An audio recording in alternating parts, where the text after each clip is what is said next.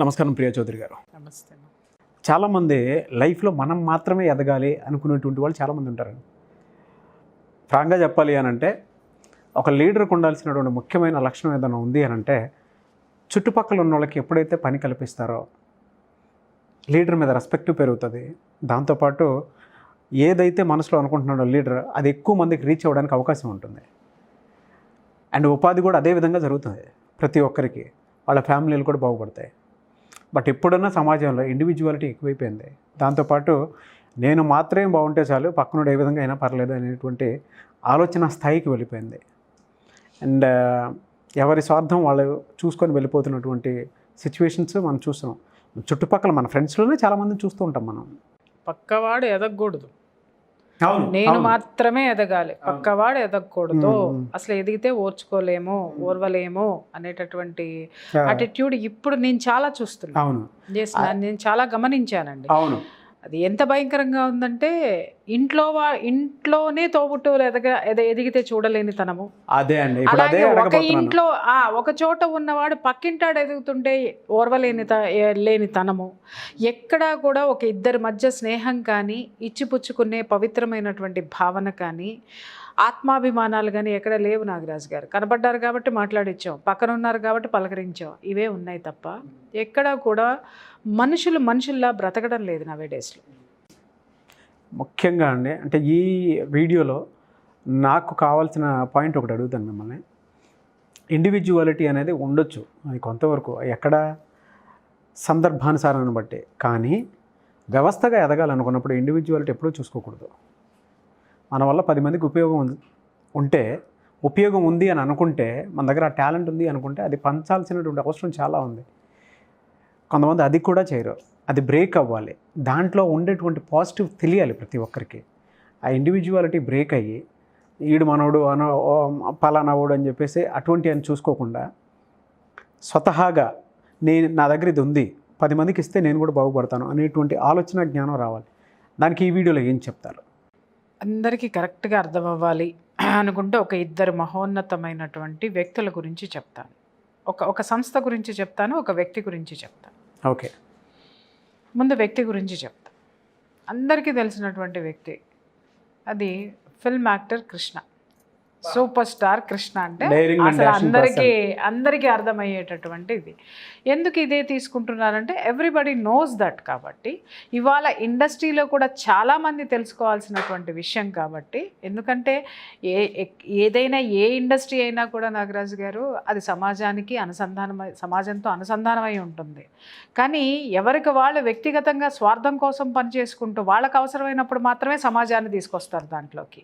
వాళ్ళకి ఏదైనా ప్రత్యేకమైన కావాలన్నప్పుడు మాత్రమే సమాజము, మనుషులు ఆ యొక్క ఇది కనిపిస్తూ ఉంటుంది. కానీ అసలు వాళ్ళు ఏం చేస్తున్నారు, అసలు వాళ్ళ ఎప్పుడైనా సరే మనం ఒక సంస్థలో ఉన్నప్పుడు మనతో పాటు 10 మంది ఎదగాలి, 10 మందిని మనతో పాటు ఎదగనివ్వాలి. ఆ ఎదగనివ్వడం వల్ల ఏం జరుగుతుందంటే నాగరాజు గారు, బ్యాలెన్సింగ్ అనేది ఏర్పడుతుంది. అలాగే ఆ యొక్క ఆశీర్వాదం అనేది కూడా మనకి వస్తుంది.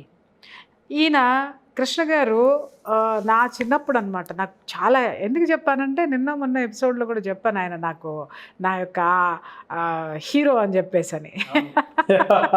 చాలా ఇష్టమైనటువంటి ఫేవరెట్ హీరో ఆయన అభిమానిని కాబట్టి చెప్తున్నా. ఎందుకు అభిమానం కూడా చెప్తున్నా, చిన్నప్పటి నుంచి ఆయన గురించి వచ్చినటువంటివన్నీ ఆర్టికల్స్ అన్నీ చదివేదాన్ని నేను. అట్లా ఆయన అంటే ఒక విధంగా వ్యక్తిగతంగా కూడా ఆయన అంటే చాలా ఇష్టం నాకు. ఆయన ఏం చేసేవారంటే నాగరాజు గారు, ఏదైనా సరే ఒక సినిమా మేకింగ్ అనేది చాలా ఫాస్ట్గా చేసేవాడు ఆయన. చాలా ఫాస్ట్గా ఉండేది, పర్ఫెక్ట్గా, అత్యద్భుతంగా చెప్పాలి అని అంటే సింహాసనం అని చెప్పేసి ఒక సినిమా తీశారు. ఇప్పుడున్న జనరేషన్కి తెలియదు కానీ, బట్ పాత వాళ్ళందరూ ఆ సినిమా చూసుంటుంటారు. ఇప్పుడు బాహుబలి సినిమాని పిచ్చ క్రేజ్ తోటి జనాలందరూ చూసేసి వావ్, అబ్బా, ఆహా, ఓహో అని చెప్పేసి అని చప్పట్లు కొట్టేశారు. అప్పుడు ఆయన 90s ఒక సినిమా సింహాసనం అని చెప్పేసి ఒక మైథలాజికల్ సినిమా ఒకటి తీశారు ఆయన. ఎంత అద్భుతంగా తీశారంటే అప్పట్లో దాని బడ్జెట్ 4 కోట్లు. అంటే ఇప్పుడు దాదాపు ఒక 200 కోట్లు బాహుబలి సినిమా బడ్జెట్ తోటి సమానం అన్నమాట. అప్పుడు ఆ సినిమాని 40 రోజుల్లో ఫినిష్ చేస్తాడండి ఆయన. బాహుబలి ఎన్ని రోజుల్లో ఫినిష్ చేశారండి? ఎన్ని రోజులు పట్టిందండి తీయడానికి? అంటే నేను ఇక్కడ వేరే ఇది అని కాదు, బట్ ఆ సినిమాలో అన్ని సెట్టింగ్స్ విత్ 40 రోజుల్లో ఆయన పూర్తి చేశారు. భారీ సెట్టింగ్స్ అండి, ఒక పెద్ద సంచలనం అనమాట. ఒక రాజ్యానికి సంబంధించినటువంటి సెట్టింగ్స్ వేయాలి, తర్వాత ఒక సభకు సంబంధించినటువంటి సెట్టింగ్స్, సాంగ్స్కి సంబంధించినటువంటి సెట్టింగ్స్, అసలు ఎంత అద్భుతంగా ఒక రిచ్నెస్ అనేది స్క్రీన్ మీద కనపడిపోతుంది. తర్వాత వచ్చినటువంటి సినిమా అంతా ఇప్పుడు మనకు వచ్చిన సినిమాలన్నీ అలాంటి సెట్టింగ్లు ఎవరు వేసేంత తీరిక లేదు. యానిమేషన్ అనేసి వెళ్ళిపోతున్నారు. ఆ యానిమేషన్ లాగానే కనిపిస్తూ ఉంది. రిచ్నెస్ కనిపించవచ్చు కానీ అక్కడ వాళ్ళు పడిన కష్టం చూపిస్తున్నాను సార్.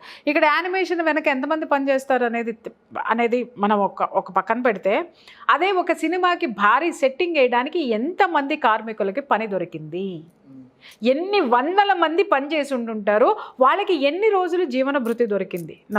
Point number 1. అలాగే 4 భాషల్లో తీశారు ఆయన సింహాసనం సినిమాని.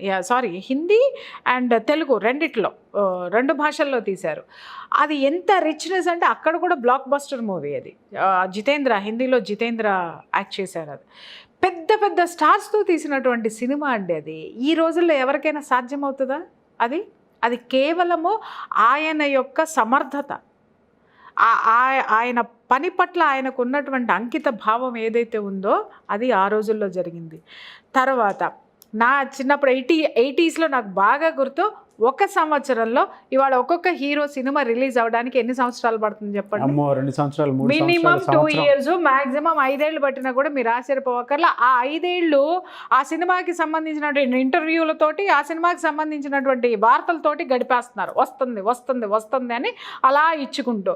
కానీ 80s అనుకుంటా సార్, ఒక 10 సినిమాలు ఒక సంవత్సరంలో ఆయన 10 సినిమాలు రిలీజ్ అయినాయి సార్. ఒక్క సినిమాకి ఒక యూనిట్ వర్క్ చేయడానికి దాదాపు 200 మంది 250 మంది పనిచేస్తారు. రోజుకి 250 మందికి పని దొరికేటట్టు ఆయన 10 సినిమాలు ఒక సంవత్సరంలో యాక్ట్ చేశాడంటే ఆయన ఎన్ని షిఫ్ట్లు యాక్ట్ చేయాలి, ఎన్ని షిఫ్ట్లో ఎంతమంది పనిచేసి ఉంటుంటారు, ఎంతమందికి ఆయనకు అన్నం పెట్టాడు, ఎంతమందికి జీవన భృతి కలిగించాడు. గ్రేట్. ఓకే. అట్లాగే అసలు ఇంకొకటి కూడా ఆయనలో ఉన్న గొప్ప లక్షణం ఏంటంటే, ఆయనతో ఎవరైనా ప్రొడ్యూసర్ సినిమా తీశారు అనంటే ఆ సినిమా ఫ్లాప్ అయింది అనగానే ఇమ్మీడియట్గా ప్రొడ్యూసర్ని పిలిచి నెక్స్ట్ సినిమా డేట్స్ వాళ్ళకే ఇచ్చేవాడు ఆయన. See the positive. అంటే ఆ నష్టాన్ని పూడ్చుకోవడానికి మంచితనము, నేను మాత్రమే ఎదగాలి కాదు. కొన్ని విషయాల్లో మనం చూసాం, సొంత వాళ్ళే సినిమాలు తీసినా కూడా ఆస్తులు అమ్ముకుని ఆ సొంత వాళ్ళకి రెమ్యునరేషన్ ఇచ్చి రోడ్డు మీద పడ్డ వాళ్ళని చూసాం మనం. అవును. కానీ ఈయన పరాయి వాళ్ళకు కూడా, నువ్వు తీసావు, నువ్వు ఫ్లాప్ అయ్యావు, పోనవా నెక్స్ట్ కాల్ షీట్లు తీసుకొని స్టార్ట్ చేసుకోండి, డేట్స్ తీసుకొని డేట్స్ మొదలు పెట్టుకోండి, డిక్లేర్ చేసుకోండి అని చెప్పేసి అని కాల్ షీట్స్ ఇచ్చేసేవాడు ఆయన. ఒక వ్యక్తి వ్యవస్థగా ఎదగడానికి ఆయన ఇంత పని చేశాడు సార్. పద్మాలయ స్టూడియోస్ అని పెట్టి ఆయన కేవలం బయట జనాలను మాత్రమే కాదు, కుటుంబంలో ఉన్నటువంటి వాళ్ళను కూడా ఆయన పైకి తీసుకొచ్చాడు. ఆయన అన్నదమ్ముల్ని పైకి తీసుకొచ్చాడు. ఆయన తమ్ముళ్ళిద్దరినీ కూడా స్టూడియో అధినేతల్ని చేశాడు. ఒక స్టూడియో ఏర్పాటు చేసి నిర్మాతల్ని చేశాడు. తర్వాత వాళ్ళ పిల్లలు కూడా దాంట్లో పని చేసుకున్న వాళ్ళు ఉన్నారు. అసలు బురిపాలెం నుంచి ఎవరైనా వచ్చి బురిపాలెం అని చెప్తే చాలండి, ఆడికి పనున్నా లేకపోయినా ఒక ఉద్యోగం ఉండిపోయేది అక్కడ. అంటే ఆయన మరి వీళ్ళందరినీ పోషించాలంటే ఆయన పని చేయాలి. ఆయన విపరీతంగా వర్క్ చేసేవాళ్ళు ఆయన. ఒక మనిషి మన కోసం మాత్రమే పని చేయాలా? మన కోసం కాదు, మనం మాత్రమే ఎదగడం కాదు, మనం ఎదగాలి అంటే పక్కవాడికి కూడా మనం ఆ యొక్క స్థితిని మనం కల్పించగలిగితే భగవంతుడు దాన్ని మళ్ళీ తిరిగి, ఆయన 60 ఏళ్ళు వచ్చిన అంత గ్లామర్గా ఎలా ఉన్నాడు సార్? ఎలా ఉన్నాడు చెప్పండి? 10 మందికి పంచాడు సార్ ఆయన గ్లామర్ని. 10 మందికి తిండి పెడితే ఆ తిండి పెట్టిన ప్రతి ఒక్కళ్ళు ఈయన ఎప్పుడు చల్లగా ఇలాగే ఉండాలి, హ్యాపీగా ఉండాలి, ఇంకా సినిమాలు చేయాలన్న ఆశీర్వాదం ఇవ్వబట్టి ఆయన సినిమాలు ఫ్లాప్కి హిట్కి తేడా ఉండేది కాదు. ఆయన ఫ్లాపుల్లో పడిపోయాడు, కృష్ణ గారి పని అయిపోయింది అనుకున్న పరిస్థితులు, సందర్భాలు లేవు సార్. ఆయన ఎలా ఉన్న మనిషి అలాగే ఉండేవాడు. ఎందుకనంటే ఆయన ఆ విధంగా జనాల్లో ఉన్నాడు కాబట్టి. ఇంకొక విషయం చెప్పమంటారా, ఒక పెద్ద హీరోకి ఆయన ఉదారత్వం చెప్తాను.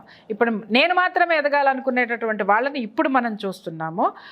ఈయనకంటే ఒక సీనియర్ పెద్ద హీరో, ఆయన అద్భుతమైనటువంటి వ్యక్తి. ఆయన ఫ్లాపుల్లో ఉన్నప్పుడు ఈయన సొంత బ్యానర్లో ఒక సినిమా తీసి బ్లాక్ బస్టర్ ఇచ్చాడు ఆయనకి. బా ఇప్పుడు జనాలు ఏమనుకుంటారు, ఆడు పోయాడా, మనమే నెంబర్ 1, అమ్మయ్య ఇప్పటికి మనకు ఆ ప్లేస్ వచ్చేసింది, నేనే నేనే నేనే నేనే నెంబర్ 1, నేనే నేనే అని డిక్లేర్ చేసుకుంటున్నారు. ఇప్పుడు కొట్టు సస్తున్నారు ప్రతి ఒక్కళ్ళు. బట్ ఆ నెంబర్ 1 హీరో ఫ్లాపుల్లో ఉన్నప్పుడు పిలిచి బ్లాక్ బస్టర్ సినిమా, అది కూడా భారీ బడ్జెట్ సినిమా తీశాడు. ఆయన తీసి ఆయనకు అద్భుతమైనటువంటి హిట్ ఇచ్చాడు. తర్వాత ఆయనతో సమానంగా ఉన్నటువంటి హీరో, ఇంకొక హీరో ఫ్లాపుల్లో ఉన్నప్పుడు కూడా పిలిచి ఆయనతో పాటు ప్రముఖమైనటువంటి రోల్ ఇచ్చి మళ్ళీ ఆయన స్టార్డమ్ ఆయనకి ఇచ్చాడు. ఆయన స్టార్డమ్ మళ్ళీ తిప్పి ఆయనకి ఇచ్చాడు. ఆయన ఏమనుకున్నాడు అనంటే, నేను కర్తను మాత్రమే, నేను చేయడానికి వచ్చాను, నా దగ్గర ఏముందో పంచడానికి వచ్చాను, నా దగ్గర ఉన్నది పంచడం కోసం, ఉంచుకోవడం కోసం కాదు అనేది ఆయన యొక్క సర్వీస్ని కానీ ఆయన యాటిట్యూడ్ తోటి ఆయన ఆ ఇండస్ట్రీని అలా నిలబెట్టగలిగాడు. ఇంకొకటి సార్, ఆయన చేసింది కేవలం పని ఇవ్వడమే కాదు. ఇవాళ ఫిల్మ్ ఇండస్ట్రీ నెంబర్ 1 స్థానంలో ఉంది అనంటే, నా చిన్నప్పుడు sir Eastman colour first cinema తీసింది ఆయనే. 70mm సింహాసనం అనే సినిమా తీసి 70mm స్క్రీన్, ఈ చివరి నుంచి ఈ చివరికి 70mm చూసి, అంత పెద్ద స్క్రీన్ తీసుకొచ్చి తెలుగు ఇండస్ట్రీ హాలీవుడ్లో ఏదైతే టెక్నాలజీ ఉందో ఆ టెక్నాలజీతో సినిమా తీసి దాన్ని ప్రూవ్ చేసి టాలీవుడ్ని ఇవాళ నెంబర్ 1 ప్లేస్లో నిలబెట్టాడు అనంటే ఆయనే సార్. ఎంతమందికి టెక్నీషియన్, నిజంగా చెప్పాలంటే ఆయన ఒక గొప్ప టెక్నీషియన్. ఆయన ఎంత గొప్ప టెక్నీషియన్ అంటే, సింహాసనం సినిమాకి ఆయనే డైరెక్టరు, ఆయనే ప్రొడ్యూసరు, ఆయనే యాక్టరు, తర్వాత ఆయనే ఎడిటరు, ఆయనే డైరెక్టరు. 5 పాత్రలు సామాన్యమా? బట్ ఆ సినిమాని చాలా తొందరగా తీసేశాడు ఆయన. 2 భాషల్లో ఫటాఫట్ ఫటాఫట్ ఫటాఫట్. ఆయన డైరెక్షన్ అద్భుతంగా చేస్తారు. చూడండి, ఒక వ్యక్తిలో తనలో ఉన్నటువంటి ఆ యొక్క శక్తిని తన కోసం మాత్రం కాదు సార్, 10 మందికి పంచి 10 మందికి ఒక దీన్ని కల్పించినటువంటి వ్యక్తి ఇవాళ ఆయన ఆ విధంగా నిలబడిపోవడానికి కారణం ఇండస్ట్రీకే ఒక విధమైనటువంటి స్థాయిని తీసుకొచ్చినటువంటి వ్యక్తి. నిజంగా ఆయన్ని చూసి ఇలాంటి వాళ్ళ యొక్క చరిత్రలు మనం చదవాలి, చూడాలి, నేర్చుకోవాలి సార్. ఆయన ఎప్పుడూ ఒకటి ఏంటి అనంటే, పని ఇవ్వాలి, మనం ఉన్న చోట 10 మందికి పని ఇవ్వాలి. మనకున్న క్రేజు మనం మాత్రమే పెట్టుకోవద్దు, ఆ క్రేజ్ 10 మందికి ఉపయోగపడాలి, 10 మందిని పైకి తీసుకురావాలి, మనతో పాటు వాళ్ళు కూడా ట్రావెల్ చేయాలి అనేటటువంటి మనస్తత్వము నిజంగా చెప్తున్నా ఒక తపస్విలో ఉంటుంది తప్ప, ఒక యోగిలో ఉంటుంది తప్ప మామూలు వాళ్ళకైతే రాదండి. ఆ మనస్తత్వం రాదు. నన్ను గుర్తించండి, నన్ను గుర్తించండి, నన్ను గుర్తించండి అని కాదు. నువ్వు గొప్పవాడివో లేదో నేను చెప్పాలి, నేను తోపునో కాదో జనం చెప్పాలి, నేను చెప్పుకుంటూ కూర్చుండడం కాదు, నేను పోరాటం కాదు, నేను రాజకీయాలు చేయటం కాదు. ఆయనకి రాజకీయాలు తెలవు, ఏ రాజకీయం ఆయన చేయలే. రాజకీయాలకే ఆయన బలైపోయాడు ఇంకొక విధంగా చెప్పాలి అని అంటే. ఆయన అద్భుతంగా, అదేం సినిమా అండి, దేవదాస్ సినిమా, ఎంత విజయ నిర్మల్ గారి డైరెక్షన్ భలే అద్భుతంగా ఉంటుంది సార్. ఆ స్క్రీన్ ఎంత బాగుంటుందంటే, ఆ ఫ్రేమ్ అద్భుతమైనటువంటి సినిమా. ఆ టాక్ మొత్తం వచ్చేసింది, ఆయన చాలా బాగా తీశారు, కృష్ణ గారు బాగా యాక్ట్ చేశారు అని అనగానే ఇమ్మీడియట్గా ఏం చేశారు, అమ్మ అని పాత దేవదాసి సినిమాని బయటికి తీసేసి వాల్ పోస్టర్లు వేసేసి ఈ సినిమాకి ముందు ఆ సినిమాని రిలీజ్ చేసి ఆ సినిమా మీద ఆర్టికల్స్ రాసి ఈ సినిమాని కొట్టేశారు. ఆ వ్యక్తిత్వము, ఆ మంచితనము, ఆయనకి కొన్ని బిరుదులు ఉన్నాయి, డేరింగ్, డాషింగ్, డైనమిక్ అని. అవి నిజంగా ఆయనకి ఆ 3 ఆయన కోసమే పుట్టినాయి సార్. డేరింగ్ అసలు ముందు వెనక చూసే పని లేదు. భారీ బడ్జెట్ సినిమాల్ని భారీ తారలతోటి నిర్మించినటువంటి ఏకైక సంస్థ ఏదైనా ఉందంటే పద్మాలయ తెలుగు ఇండస్ట్రీలో. అలాగే డైనమిక్గా అంటే 70mm కానీ కౌబాయ్ సినిమాలు లాంటివి కానివ్వండి, 70mm తీసుకురావడం కానీ, ఈస్ట్మన్ కలర్ ఇది కానీ స్కోప్ ఏదో ఉండేది సార్, సినిమా స్కోప్ ఏదో సంథింగ్ అదేదో ఉండేది. ఆ టెక్నాలజీని తీసుకుని ఏ టెక్నాలజీ వచ్చినా దాన్ని ఫస్ట్ తీసుకొచ్చేవాడు ఆయన ఇక్కడికి. అంత డైనమిజం ఎవరికి ఉంది చెప్పండి? ఏ నిర్ణయాన్నైనా త్రుటిలో తీసేసుకునేవాడు ఆయన. తన తోటి స్టార్స్ని తీసుకొచ్చి తనతో కలుపుకొని తన ప్రొడక్షన్ చేసి సినిమాలు నిర్మించి సక్సెస్ అయినటువంటి ఏకైక హీరో ఆయన. సో ఈ 3 పదాలు, ఈ 3 బిరుదులు అన్నాను నేను, అవి ఆయన కోసమే పుట్టినాయి, అది ఆయనకు మాత్రమే సొంతం.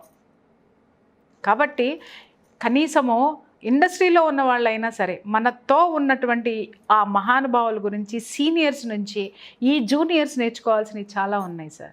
ఎంతసేపు వాళ్ళ సినిమాల గురించి, ఫ్లాపుల గురించి, పక్కవాడి పతనం గురించి, లేకపోతే ఇంకేదో రాజకీయాలతోటి అనవసరంగా వాళ్ళ ఆరోగ్యాన్ని పాడు చేసుకుంటున్నారు, అక్కడ ఉన్న వాతావరణాన్ని పాడు చేస్తున్నారు. మీరు ఉన్నటువంటి ఫీల్డ్ని చక్కదిద్దండి.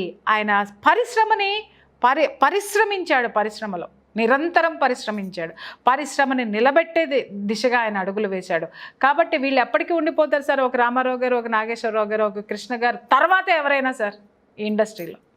వాళ్ళని ఎప్పుడైనా చరిత్ర ఎవరిని చెప్పుకోవాలన్నా కూడా ఫస్ట్ వీళ్ళ ముగ్గురిని చెప్పుకుంటున్న తర్వాత ఎవరైనా కానీ ఉన్నారా అంటే డెఫినెట్గా ఉన్నారు, చెప్పుకుంటే ఉన్నారు. బట్ వీళ్ళు ఎందుకు ఉన్నారు సార్? వీళ్ళకు ఒక ఐడెంటిటీని క్రియేట్ చేసుకున్నారు ఇండస్ట్రీలో, ఇండస్ట్రీని నిలబెట్టారు, కొత్త పుంతలు తొక్కించారు, ప్రయోగాలు చేశారు. ముందు తరం వాళ్ళకి వీళ్ళొక బాటని, మార్గాన్ని ఏర్పాటు చేశారు. అందుకు వాళ్ళు లెజెండ్స్ అయ్యారు. కృష్ణ గారి అభిమానులందరికీ నమస్కారం. నేను కృష్ణ గారి ఫ్యాన్స్.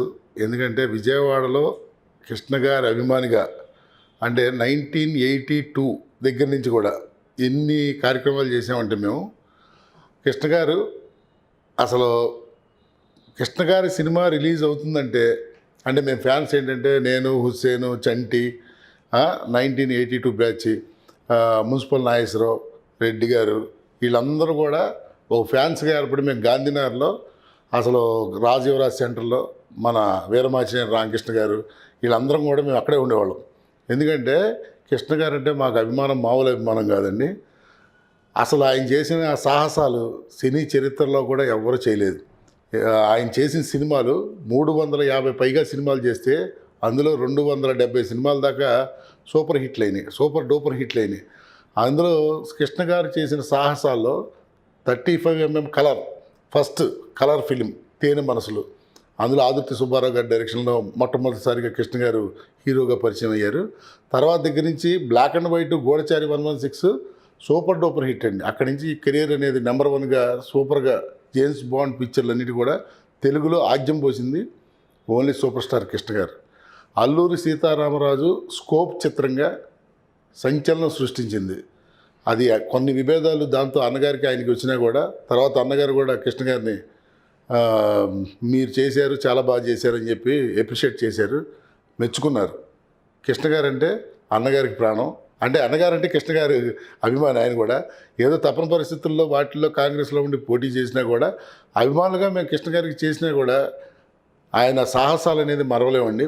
అది కాకుండా ఆయన మొట్టమొదటి 70mm చిత్రాన్ని, సింహాసనం చిత్రాన్ని 2 భాషల్లో, హిందీలో జితేంద్ర, తెలుగులో ఈయన, 2 లాంగ్వేజ్ల్లో సూపర్ డూపర్ హిట్ చేశారండి. పద్మాలయ సంస్థ మీద చేసిన సినిమాలన్నీ కూడా హిమ్మత్ వాలా, మవాలి, అన్ని సినిమాలు కూడా పెద్ద హిట్లు. జూబ్లీలు, సిల్వర్ జూబ్లీలు ఆడినాయి. ఏది మొత్తం అంతా కూడా వరల్డ్ హిట్స్ అండి. ఆ రోజుల్లో పద్మాలయ, హనుమంతరావు, ఆదిశేషగిరి గారి నేతృత్వంలో బ్రహ్మాండంగా ఎంతోమందికి జీవనోపాధి కలిగించింది. పద్మాలయ స్టూడియోస్ ద్వారా కొన్ని వందల మంది కార్మికులు పనిచేశారు. ఆయన ఇచ్చిన అవకాశాన్ని అందరూ వినియోగించుకున్నారు. ఎంతోమంది జీవితాలకి లైఫ్ ఇచ్చారండి కృష్ణ గారు కూడా. ఆయన విజయ నిర్మల గారు అన్ని విజయ నిర్మల గారి డైరెక్షన్లో రికార్డుగా హీరోయిన్గా కూడా ఆమె ఎక్కువ సినిమాలు ఆయనతో చేశారు. ఆయన సహధర్మచారిణిగా ఆమె కూడా ఒక సంచలన దర్శకురాలుగా, గిన్నిస్ బుక్ రికార్డు దర్శకురాలుగా ఉండిపోయారు. చరిత్రలో వీళ్ళిద్దరూ ఆదర్శ దంపతులుగా ఉండిపోయారండి. కానీ ఆమె వెళ్ళిపోవటం కృష్ణ గారికి బాధ కలిగించినా కూడా ఆయన కూడా మనధైర్యంతో ఉన్నారు. ఎన్ని ఆటుపోట్లు వచ్చినా కూడా హిట్ అవనివ్వండి, ఫ్లాప్ అవనివ్వండి సినిమా ఆయన తొనక్కుండా బెనక్కుండా ఆయన సినీ ప్రస్థానాన్ని బ్రహ్మాండంగా చేసుకున్నారు. ఫ్యాన్స్ని అందరినీ బాగా చూసేవాళ్ళు. ఇప్పుడు కృష్ణ గారి ఫ్యాన్స్ అంటే ఇక్కడే కాదండి, మొత్తం ఆంధ్రప్రదేశ్ మొత్తం మీద ఆయన అభిమానం అంటే కృష్ణా జిల్లా, గుంటూరు జిల్లాలో చాలామంది ఫ్యాన్స్ ఉంటారండి. మొత్తం మీద ఉండే దానికంటే కృష్ణా జిల్లా, గుంటూరు జిల్లా బాగా ఎక్కువ ఉంటారు. సినిమాలు కూడా మీకు అక్కడ ఆడినట్లు మిగతా చోట్ల మామూలుగా ఆడినా కూడా జూబ్లీస్ ఆడినాయండి. ముందడుగు కానీ, ఊరికి మనగాడు కానీ అసలు మామూలు సినిమాలు కాదండి. ఇవన్నీ కూడా ఒక సంచలనం సృష్టించారు. రాఘవేంద్రరావు ద్వారా Agniparvatam cinema super duper, Ashwini Dutt గారి ప్రొడ్యూసర్లు. అది కూడా చాలా మంచి చిత్రాలని, ఎన్నో హిట్ చిత్రాలని కృష్ణ గారు అందించారు. ఫ్యాన్స్ కూడా ఇప్పటికీ కృష్ణ గారి ఫ్యాన్స్ అలా నిలిచిపోయి ఉన్నారండి. మహేష్ బాబుతో ఉన్న కృష్ణ గారిని హృదయాల్లో పెట్టుకొని చూస్తున్నారు. ఆయనకి ఇప్పుడు 78 సంవత్సరాలు నిండిన ఆయన 79వ సంవత్సరంలోకి రేపు మేలో వచ్చినా కూడా ఆయన సంపూర్ణ ఆరోగ్యంతో ఉండాలని మనస్ఫూర్తిగా భగవంతుని కోరుకుంటున్నాం. ఇంకొకళ్ళు ఉన్నారు, ఒక సంస్థ గురించి చెప్పాలి. ఇప్పుడు మీరన్న మన కోసం మాత్రం నేను మాత్రమే అనేది 400 కోట్లు పెట్టి ఆ యొక్క స్లమ్ ఏరియాలో బిల్డింగ్ కట్టుకొని దాని చుట్టూ ఒక 400 మంది సైన్యాన్ని సెక్యూరిటీని పెట్టుకున్న వాళ్ళు నేను మాత్రమే ఎదగాలి అనుకున్న ఒకళ్ళు ఉంటే, నాతో పాటు వ్యవస్థ అంటే ఏంటి అనంటే గవర్నమెంట్కి ప్యారలల్గా సవాలు విసురుతూ ఉద్యోగాలను ఇచ్చేటటువంటి వ్యవస్థ టాటా ఇండస్ట్రీ. ఆ ఇండస్ట్రీ చూడండి, మీరు అపర కుబేర్ల జాబితాలో ఆ ఇండస్ట్రీ ఉండదు. రతన్ టాటా ఉండడు sir. Ratan Tata is a richest person, కానీ Tata industry is richest, number 1 place. కారణం ఏంటి అనంటే ఒక సంస్థలో వీళ్ళకి కనుక లాభాలు వచ్చినాయంటే ఇమ్మీడియట్గా ఏం చేస్తారంటే ఆ ఇంకొక వ్యాపారాన్ని ఇంకొక సంస్థని క్రియేట్ చేసేస్తారు, ఇంకొక సెక్టర్ ఓపెన్ చేస్తారు. ఇప్పుడు కార్ల దాంట్లో వాళ్ళకి బాగా లాభాలు వచ్చినాయి అనుకుందాం సార్, ఇంకొకటి ఏదన్నా దేనికన్నా సంబంధించిన ప్రొడక్షన్స్, ఐరన్కి సంబంధించిన ప్రొడక్షన్ స్టార్ట్ చేస్తారు. ఐరన్లో బాగా లాభాలు వచ్చినాయని సార్ వెనకేసుకుని ఫోర్బ్స్లోనో వీటిల్లోనో ఆర్టికల్స్ రాయించుకోరు ఐఎమ్ ద రిచెస్ట్ పర్సన్ అనేసి. వీళ్ళు ఇంకేం చేస్తారంటే ఆ యొక్క పెట్టుబడిని ఆ లాభాన్ని తీసుకెళ్ళి ఇంకొక ఇండస్ట్రీని ఓపెన్ చేసి గవర్నమెంట్తో సమానంగా ఇవాళ టాటా ఇండస్ట్రీ ఉద్యోగాలు ఇస్తుంది. అంత గొప్ప పరిశ్రమని స్థాపించినటువంటి, అంటే జేబు సాటిస్ఫాక్షన్ మాత్రమే కాదు, జాబ్ సాటిస్ఫాక్షన్ కూడా ఉన్నవాడు మాత్రమే మనిషి సార్. మహోన్నతమైనటువంటి విలువలు కలిగినటువంటి వాడు. జాబ్ సాటిస్ఫాక్షన్ అంటే ఏంటి సార్? మనం చేసేటటువంటి యొక్క ఉద్యోగము 10 మందికి ఏ విధంగా ఉపయోగపడుతుంది, 10 మందికి నేను ఏ విధంగా సహాయం చేస్తున్నాను, నా చుట్టూ ఉన్న వాళ్ళని నేను ఏ విధంగా ఆదుకుంటున్నానో, వాళ్ళకి ఇంకా ఏ విధంగా ముందుకు తీసుకెళ్తున్నాను, ఒక ఉన్నతిని నేను ఇవ్వగలుగుతున్నాను అని ఆలోచించిన వాడు ఎవడైతే ఉన్నాడో వాడికి జాబ్ సాటిస్ఫాక్షన్ అనేది. అండ్ ఇంకొకటి టాటా ఇండస్ట్రీ నుంచి వచ్చినటువంటి ప్రోడక్ట్స్ ఏవైతే ఉన్నాయో అన్ని గ్రాటిట్యూడ్ ప్రోడక్ట్సే. Exactly sir. ఏదో ఒక థ్యాంక్ యూ చెప్పుకోవాలనేటువంటి ప్రోడక్ట్స్ లానే ఉంటాయి. ఎగ్జాక్ట్లీ. నాణ్యత తీసుకోండి, క్వాలిటీ తీసుకోండి, ఎక్కడ రాజీ పడరు వాళ్ళు, ఎక్కడ కూడా రాజీ పడరు వాళ్ళు. కేవలము వ్యవస్థని కస్టమర్ ఈజ్ ఎ గాడ్ అనే దాన్ని 100% ఫీల్ అయ్యి దాన్ని ప్రజెంట్ చేసేటటువంటి వాళ్ళు ఎవరైనా ఉన్నారు అని అంటే టాటా ఇండస్ట్రీ. వీళ్ళని చూసి మనం ఏం నేర్చుకోవాలి నాగరాజు గారు ఒకసారి చెప్పండి. నాకు నవ్వు వస్తుంది. ఇప్పుడు మనమే ఉన్నాం ఇంత చిన్న ఇండస్ట్రీలో, ఇంత యూట్యూబ్ ఛానల్లోనే పక్కనాల వీడియో వెళ్ళిపోతుంది అంటే మనకు బీపీలు పెరిగిపోతాయి, షుగర్లు వచ్చేస్తాయి, ఒక విధమైనటువంటి జలస్ వచ్చేస్తుంది.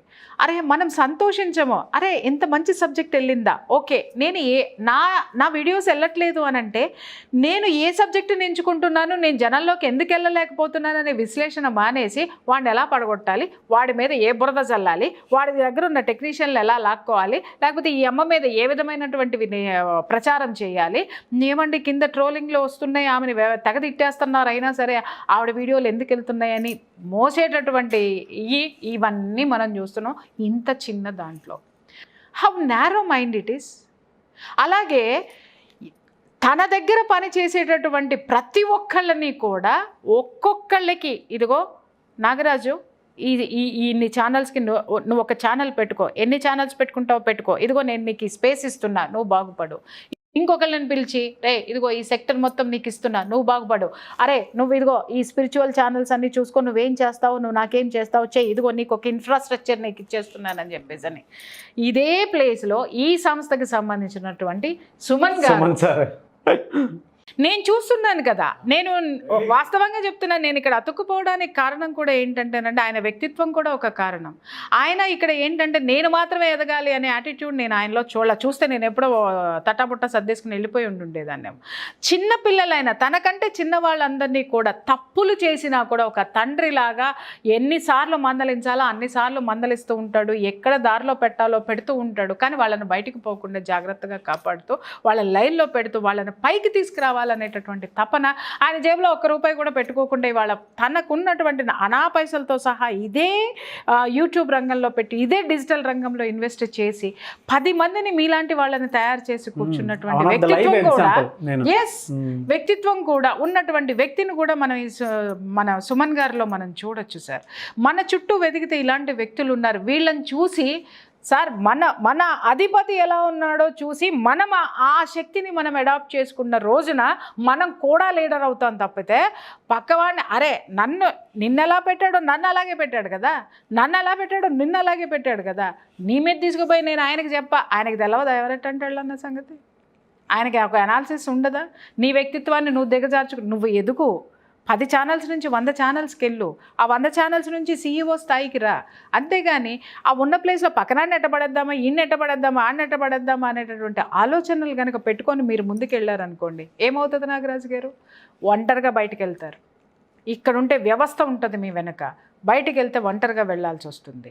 కాబట్టి వ్యక్తిని చూసి నేర్చుకోండి. వ్యక్తిత్వాన్ని ఎలా పెంపొందించుకోవాలో, ఉన్నతమైనటువంటి వ్యక్తిత్వంలో మనం ఎలా మెదగాలి అనడానికి మనం పనిచేసే చోటు ఉన్నటువంటి మనకి పని ఇచ్చినటువంటి సుమన్ గారే ఎదురుగుండా ఉన్నారు.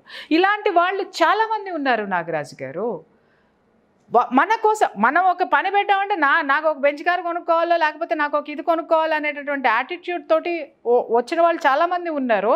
వచ్చిన తర్వాత వ్యవస్థల గురించి ఆలోచించి వీళ్ళని ఎందుకు నేను చేయకూడదు అని వాళ్ళు ఎదుగుతూ వాళ్ళతో పాటుగా తన వాళ్ళు అనుకుని తనతో ఉన్న వాళ్ళను కూడా ఎదిగేటటువంటి అవకాశాలు ఇచ్చేవాళ్ళు లైవ్ ఏంజల్స్, దేవదూతలాళ్ళు.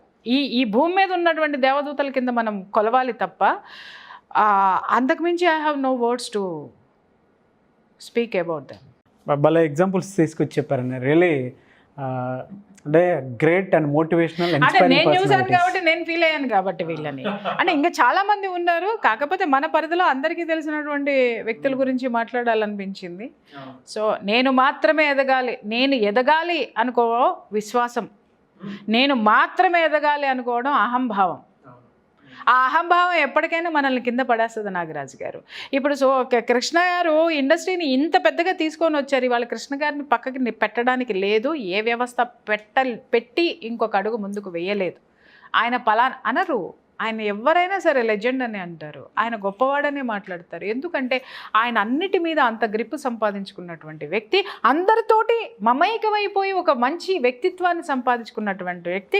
అలాగే టాటా ఇండస్ట్రీ ఏదైతే ఉందో అది కేవలం లాభాల బాటలోనే కాకుండా క్యాన్సర్ ఇన్స్టిట్యూట్స్ అని, తర్వాత ఈ NGOs ఎన్నిట్లో సాధించి ఎంతోమందికి చదువు చెప్తుంది, ఎన్నో ఎడ్యుకేషనల్ ఇన్స్టిట్యూషన్స్ని ఓపెన్ చేసింది. ఎన్ని చేస్తున్నారు సార్ సమాజానికి అంటే, మనం ఎదిగితే బ్లాక్ మనీ ఉంటుంది, మనతో పాటు 10 మంది కోసం ఉపయోగించాము అనంటే అది వ్యవస్థ అవుతుంది, సేవ అవుతుంది.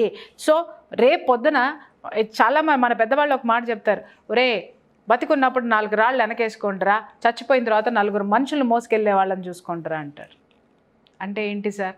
మోసేవాడు మన మీద ప్రేమతో రావాలి తప్పితే చచ్చాడు సరే మనకి మన పని ఇది అని భుజానికి ఎత్తుకోకూడదు. అరే వాడి కాడి పట్టే అదృష్టాన్ని నాకు ఇవ్వండి, అయ్యో నేను కూడా ఒక చెయ్యేస్తాను అనేటటువంటి ఉత్సాహంతో రావాలి తప్ప, ఉత్సాహం ఇన్ ద సెన్స్ ఏంటంటే ఆ భావనతోటి ఉండాలి తప్ప, ఏమో ఈడు ఎప్పుడు చేస్తాడు, ఇటు వస్తే సగం దరిద్రం వదిలిపోతే దేశం సగం బాగుపడద్దు అనుకునేటటువంటి వాళ్ళు కూడా మనం చాలామందిని చూస్తూ ఉంటాం. Don't be like that. మనకున్నటువంటి శక్తిని 10 మందికి పంచిన రోజున మనం వెళ్ళిపోయిన తర్వాత కూడా మనం బ్రతికే ఉంటాం. నాగరాజ్ గారు వెరీ ఇన్స్పైరింగ్ పర్సనాలిటీస్ని తీసుకొచ్చి చెప్పారండి. Thank you so much. తెలుసుకోవాలి నాగరాజ్ గారు, ఇలాంటివి చెప్పకపోతే మళ్ళీ కృష్ణ గారి గురించి మాట్లాడరు ఎవరు. కాబట్టి ఎందుకు అనంటే ఆయనకి ఇప్పుడు ఆల్రెడీ 70+80 ఇయర్స్ ఏజ్ వచ్చేసింది ఆయన గురించి. బట్ ఇలాంటి వాళ్ళు మరుగున పడిపోతారేమోనని నా భయం. వీళ్ళ సర్వీసు ఎక్కడ ఈ తరానికి తెలియకుండా ఉండిపోతుందోనని నా భయం. ఇండస్ట్రీ కూడా ఈరోజు ఆయన గురించి ఒక్కసారి నెమరు వేసుకోవాల్సినటువంటి అవసరం ఉంది. ఎవడైనా తీసి పక్కన పడేశాడంటే స్వార్థం కోసం పనిచేస్తున్నారని అనుకోవాలి. ఇక్కడ నేర్చుకోవాలి సార్. మన ముందు తరం వాళ్ళు చూపిన బాటలో మనం నడుస్తున్నప్పుడు కనీసం కృతజ్ఞతాపూర్వకమైనటువంటి ఆ యొక్క భావన కూడా మనలో ఉండాలి. ఆ కృతజ్ఞతని రిటర్న్ ఎలా ఇవ్వాలి అనంటే, వాళ్ళు నడిచినటువంటి దారి, వాళ్ళు చెప్పినటువంటి మాటలు ఏవైతే ఉన్నాయో కనీసం కొంత ఆచరణ యోగ్యంగా ఆచరణాత్మకంగా మనం పెట్టగలిగితే వాళ్ళంత గొప్ప వాళ్ళని ఖచ్చితంగా మనం అవుతాం సార్. ముగించే ముందు ఒకటి అడుగుతానండి. అంటే చాలామంది మెడిటేషన్ క్లాస్ గురించి అడుగుతూ ఉన్నారు, అండ్ వాళ్ళు కూడా పార్టిసిపేట్ చేద్దాం అనుకునేటువంటి వాళ్ళు ఉన్నారు. కొంతమంది నాకు నా ఇన్స్టాగ్రామ్ ఐడి ఉంది కదా, మిస్టర్ నాగ్ అఫీషియల్, దానికి కూడా కొంతమంది సెండ్ చేస్తూ ఉన్నారు క్లాస్ అటెండ్ అవుదాం అనుకుంటునేవాళ్ళు. వాళ్ళకి మీరు కొత్త బ్యాచ్కి ఏ విధంగా టైం ఇస్తారు? I'm very much happy to say that ఎందుకో కానీ నేను మెడిటేషన్ అని అన్న తర్వాత చాలామంది కనెక్ట్ అవుతున్నారు నాగరాజు గారు. అది నాకు చాలా ఆనందంగా ఉంది. ఎందుకనంటే వాళ్ళు దేనికోసం అయితే వెతుక్కుంటున్నారో, ఏ నిరాశ నిస్పృహల్లో ఉన్నారో, నేను వాళ్ళకి ఎలా చెప్పాలి అని అనుకున్నాను. బట్ ఇది రీచ్ అవుతుందా లేదా, సీరియస్గా తీసుకుంటారా లేదా అని మొదట్లో నేను కొంచెం సంశయించిన మాట వాస్తవం. కానీ బట్ మెడిటేషన్ అనగానే ఎంతమంది ముందుకు వస్తున్నారో నేను చెప్పలేనండి. చాలామంది వస్తున్నారు. సో ఆ తొందరలో 11 days క్లాస్ ఒకటి, బాడీ మైండ్ అండ్ సోల్, ఈ మూడిటిల్ని సమగ్రంగా మనము ఏ విధంగా వాటిల్ని మనకి మన యొక్క సమస్యల కోసం కానివ్వండి, మన యొక్క ఉన్నతి కోసం కానివ్వండి, వాటిని ఏ విధంగా ఉపయోగించుకుంటూ ముందుకు వెళ్ళాలి, వాటిని ఏ విధంగా హీల్ చేసుకోవాలి, ఎట్లా స్ట్రెంథన్ మనల్ని మనం వాటి ద్వారా స్ట్రెంథన్ అవ్వాలి అనేటటువంటి క్లాస్ అనేది 11 days క్లాసు త్వరలో స్టార్ట్ అవుతుంది. ఎవరైనా సరే దీంట్లో ఇంట్రెస్ట్ ఉన్న వాళ్ళు ఎవరైనా సరే వాళ్ళ కెరీర్లో ఉన్నతంగా ఎదగడం కోసం కానివ్వండి, మానసిక సమస్యల నుంచి బయటపడటం కోసం కానివ్వండి, లేకపోతే వాళ్ళకి ఉన్నటువంటి దీర్ఘకాలికమైనటువంటి వ్యాధులు ఏమైనా ఉంటే వాటి నుంచి ఉపశమనం కోసం కానివ్వండి, దీంట్లో సాధన చేశారంటే ఆ వ్యాధులు అనేవి వాళ్ళ నుంచి పారిపోయిన వాళ్ళు కూడా చాలామంది ఉన్నారు. సో కాబట్టి ఇలాంటి వాళ్ళందరూ ఏ సమస్య ఉన్నా కూడా దాని నుంచి బయటపడేటటువంటి ఒక మార్గాన్ని ఎంచుకునేటటువంటి స్టేజ్ ఇది. కాబట్టి ఇంట్రెస్ట్ ఉన్న వాళ్ళు డెఫినెట్గా స్క్రీన్ మీద కనిపిస్తున్నటువంటి నెంబర్కి కాల్ చేసి వాళ్ళ పేరు ఎన్రోల్ చేసుకోవచ్చు. షూర్ అండి, డెఫినెట్గా. Thank you so much for the time. Suman టీవీలో మీ పర్సనల్ అండ్ బిజినెస్ ప్రమోషన్స్ కోసం కింది నెంబర్కి కాంటాక్ట్ చేయండి.